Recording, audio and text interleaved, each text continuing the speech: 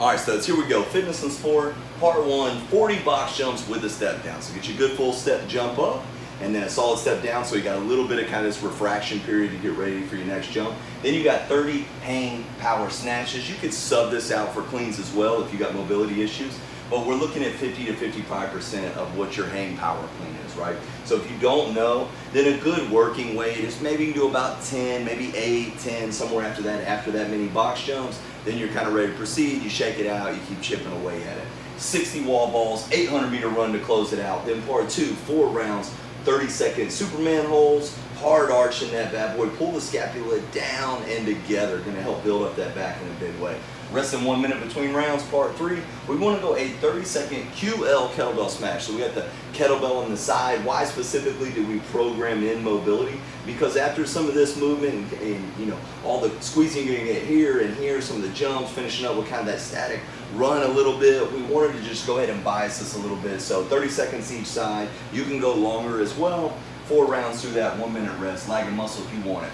Power and iron up, part one, 4 to 5 rounds, up to you, dealer's choice there, of 70 heavy, slow prowler push, right? So no sprint thought process here. You want this to be a grind. You want it to be like pushing a car, a broke down car, right? So you're pushing it out of the roadway, except you gotta push for 70 feet. So make it heavy, make it enough where you can get a solid foot position. You're not walking drunk, but it's a brace against this and building some strength in your legs, more than just endurance and speed in this. Then you got 8 hang power cleans at 45 to 50% of your hang power clean. You should be able to do all 8 of these. If you don't know what your weight is, you should be able to get all 8, especially in your first rounds. And then 8 and 8 Bulgarian split squats with dumbbells. So 8's not a super high number, but it's enough where you can really focus on that rep. Try to get your knee, sink it down, feel it stretch across your quad, make everything smoked and hot. But one thing with that is try not to drop your chest too much. Try to stay up a little bit taller. Keep the glutes as engaged as possible, and that's going to help protect your back for the duration of the workout. Rest 1 minute to a minute and a half between rounds. Part two, 6 rounds, whole bunch of rounds, but short duration. So we weren't talking about sprinting up here. We are talking about sprinting down here. 20 seconds, as many reps as possible, as far as possible. However you want to write it up, think it up, do it. Bike, row, ski erg, or an all-out sprint. 20 seconds worth, resting 1 minute between rounds. So it should be like fighting a grizzly bear for 20 seconds, then you get to rest, and now you gotta fight the next grizzly bear for a couple more rounds, right? Part 3, 4 rounds of 10 weighted back extensions, right? So a med ball will work perfect. A barbell works, but it's so long, so cumbersome, you're probably gonna run into other people. So probably a med ball, dumbbell, something like that is a better substitute. 10 weighted sit-ups. Now with the back extensions, one last caveat is, if you have great control of your back, perfect, add this. If you feel like, man, I don't know, I'm still kind of waking this up, that workout got my back a little bit hot, keep it light, work through the range, do it with no weight on it. The weight's just a little bit of extra.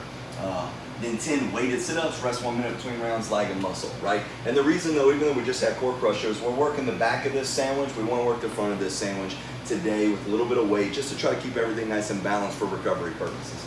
TDY, the dumbbells, y'all, 4 to 5 rounds.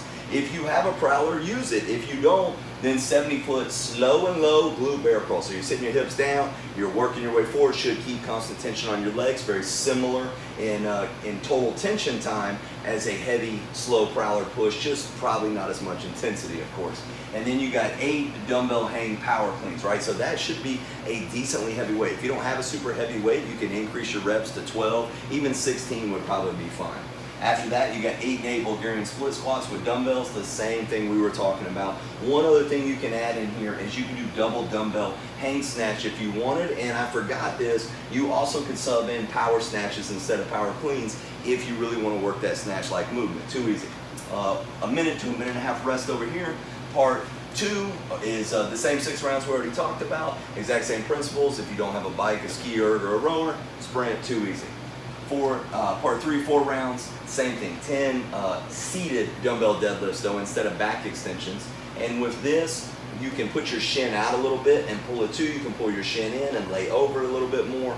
Either one of those options will work well for you. And 10 dumbbell weighted sit-ups, rest in 1 minute between rounds, lag and muscle. Tomorrow is that pump day. We will see you guys back then. Hoo-yah, never quit.